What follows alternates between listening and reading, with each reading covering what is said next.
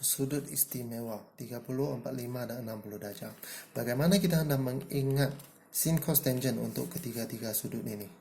So, first of all, kita kena ingat sin 30 darjah sama dengan 1/2. Kemudian kita lukiskan satu segitiga bersudut tegak.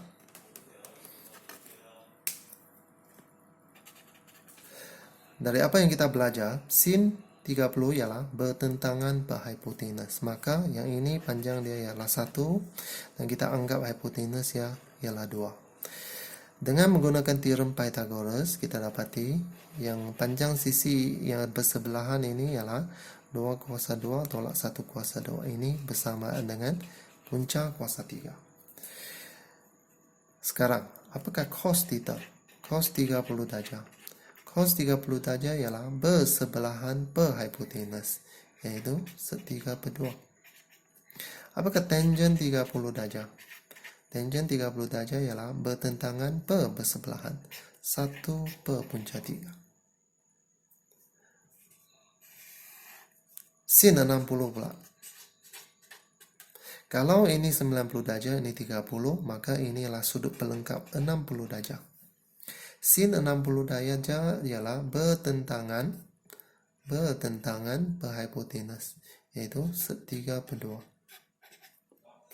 Cos 60 darjah ialah bersebelahan berhipotenus, iaitu 1/2.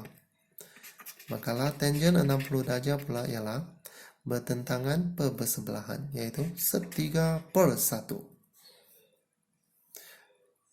Dengan cara ini kita sudah mengingat sin cos tangent untuk 30 darjah dan 60 darjah. Untuk tangent 45 darjah pula, apa kita buat ialah sama. Kita kena ingat tangent 45 ialah 1/1. Kemudian kita lukiskan satu segitiga. Bertentangan ialah 1. Ini bersebelahan ialah 1. Hipotenusnya ialah gunakan teorem Pythagoras 1 square tambah 1 square. Ini ialah 2. Maka sin 45 darjah ialah bertentangan per hipotenus 1/2. Cos 45 darjah sama dengan bersebelahan per hipotenus 1/2 juga. Dengan menggunakan cara melukiskan segitiga dan menghafal sedikit, kita boleh mendapatkan sin cos tangent untuk sudut istimewa 30, 45 dan 60 darjah. Kita boleh mengingati semua ini. Contoh.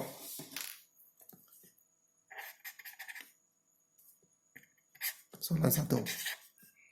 Kalau cikgu ada sin negatif 585. Kita hendak mengira sudut ini tanpa menggunakan kalkulator. Apa yang kita buat ialah kita akan melukis.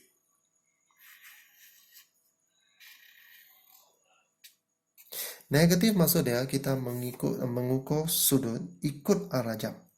Kita akan melukis dan mencari sudut rujukan dahulu. So negatif 90, negatif 180, negatif 380 degree. Kena tambah berapa darjah lagi? 585 tolak 360 darjah. Kita perlukan 225 darjah lagi. Dari sini negatif 180 tambah lagi dengan 45 darjah. Kita dapat negatif 585 darjah. Dan ini ialah sudut asasnya. Sudut asas ini ialah 45 darjah. Maka apa yang kita buat ialah sudut rujukan ini ialah 45 darjah. Sudut rujukan sentiasa berhampiran dengan paksi X. Sekarang kita boleh tukarkan sudut ini negatif 585 kepada sudut rujukannya, yaitu sin 45. Dan sekarang kita kena sentiasa ingat S, T, K. Pada sukuan kedua, sin sahaja sentiasa bernilai positif. Maka ini adalah nilai positif. Apakah sin 45? Daripada apa yang kita ingat, sin 45 ialah 1/2. Tanpa menggunakan kalkulator, kita sudah mendapat sudut sin negatif 585. Contoh yang kedua. Kalau kita ada cot 3/4 pi radian.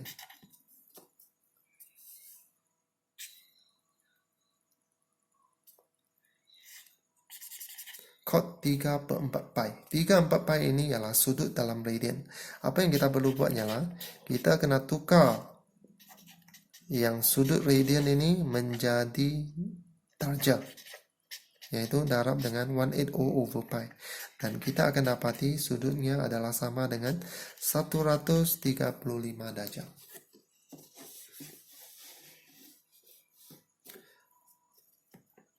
Masih kita ingat apa itu cot? Cot ialah 1 per tangent. 135 darjah. Dan sekarang kita perlu melukis. Di manakah sukuan untuk segi 135 darjah? 135 ini positif, maka diukur lawan arah jam. So, 135 darjah di sini. Apakah sudut rujukannya? Sudut rujukannya ialah 45 darjah. Maka ini ialah 1 per tangent. Sudut rujukannya ialah 45 darjah. Apakah tandanya? Masih ingat? SSDK. Sukuan kedua ini sin sahaja yang positif. Maka tangent ini bernilai negatif. So, jawapannya 1 per tangent 45 nilai dia adalah sama dengan 1. So, jawapan akhir ialah negatif 1.